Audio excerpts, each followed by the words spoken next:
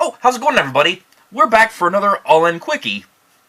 So, the rules are just like All-In, except we're focusing on bands that are worthy of talking about, but have less than 5 studio albums. So, in this week's video, we present Rage Against the Machine. That's right. And here again, another band with a very short-lived history, but very memorable history. So, these guys, they actually started off all the way back in like 92, or that's when their first album was. So they were active all the way back to 91, and like all the way into 2000. And of course, there were a couple reunions, but no new albums out of them. So we only got our albums from like the first go around here. So they were sort of, I would consider them like one of the first of like the new metal crowd, basically. They fit in with new metal despite them being like, despite them debuting when grunge was a big thing. So I feel like they were ahead of their time, and they sort of fit right in with that timeline, with the new metal timeline. So they have a total of 4 original studio albums. Well, 3 technically, but we're gonna count it as 4 because Renegades, which came out in 2000, their later album, was more so a cover album, even though they don't really like promote it as a cover album.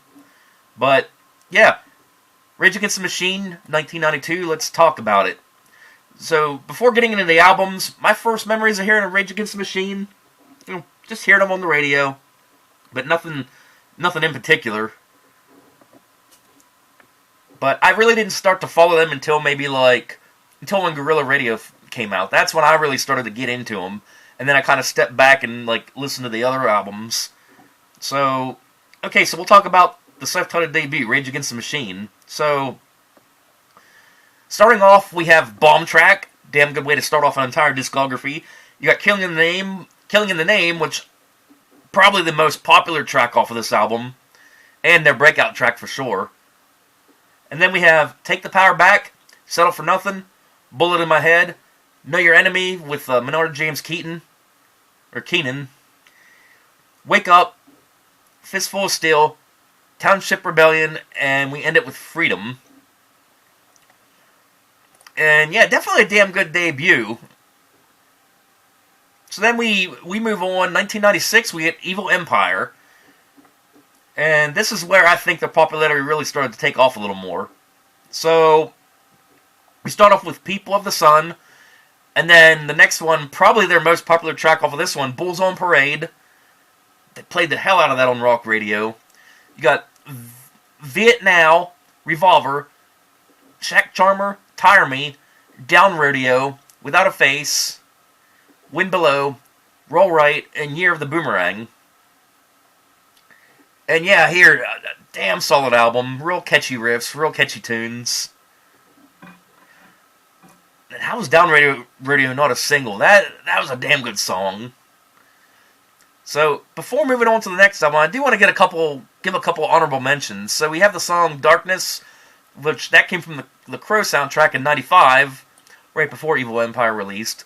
Then just after Evil Empire, we have sort of a popular one, No Shelter, which came off the Godzilla soundtrack, the 1998 movie.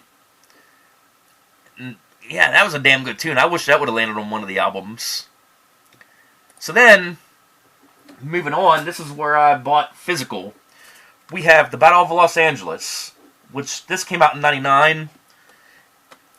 And this is where I really started to get into Rage Against the Machine a little more. So here we start off with Testify, damn good way to start the album. And then I would say the breakout track, like it seems like the breakout tracks were always track 2 on these. Guerrilla Radio, turn that shit up. Love that song. That's the song that made me want to buy this album. And then you got Come Like a Bomb, Mic Check, Sleep Now in the Fire, which was pretty popular, Born of the Broken Man, Born as Ghost, another good catchy one, Maria, Voices of the Voiceless, New Millennium Homes, Ashes of the Fall, and War Within a Breath.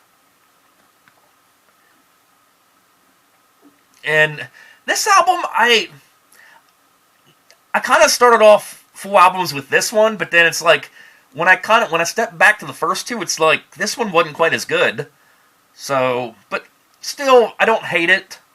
So then the very next year, 2000, we get Renegades, and yeah, this actually is a cover album. So what you get here is mostly covers, and then they actually did like a couple, like as hidden tracks, they did a couple of like live versions of these songs.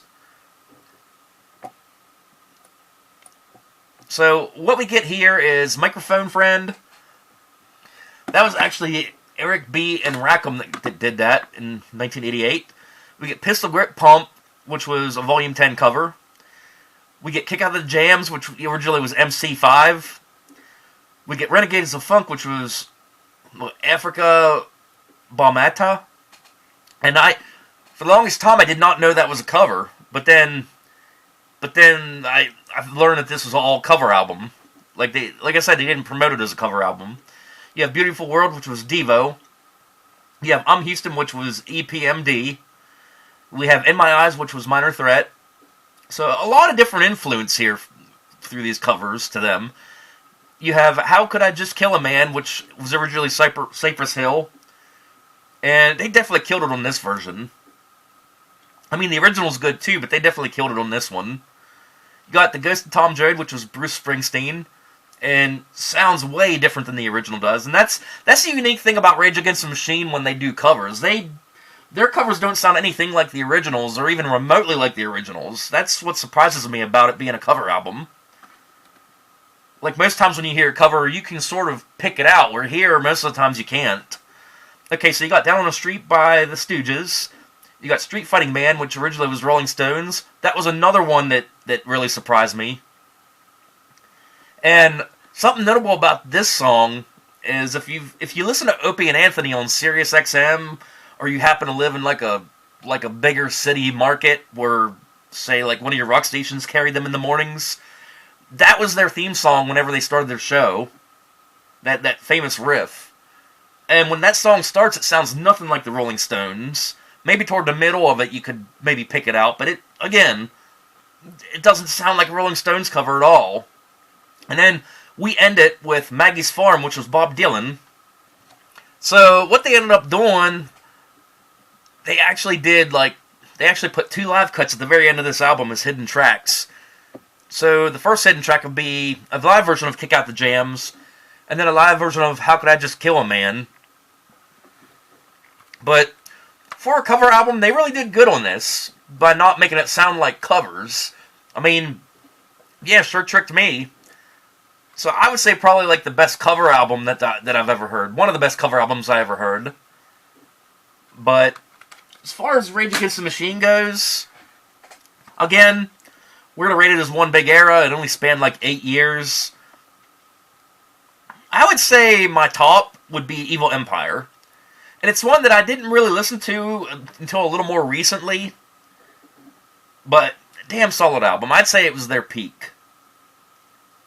And then I would say my least favorite, probably the Battle of Los Angeles. And then I would say like probably my second favorite would be the Renegades album. Loved it. And then coming in a close third, they're self-titled. And then, as you know, they moved on. They broke up. They moved on.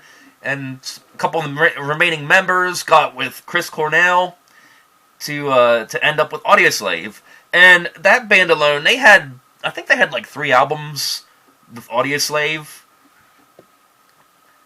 So that's what I'm noticing with the All In Quickie series. You notice that the bands we're talking about here sort of spawn like other bands that are just as, if not more successful than the one we're talking about.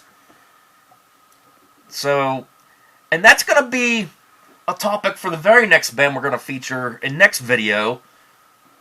They were the primitive of 90s grunge. The peak of 90s grunge, if you will. So, find out who it is, and we'll see you later.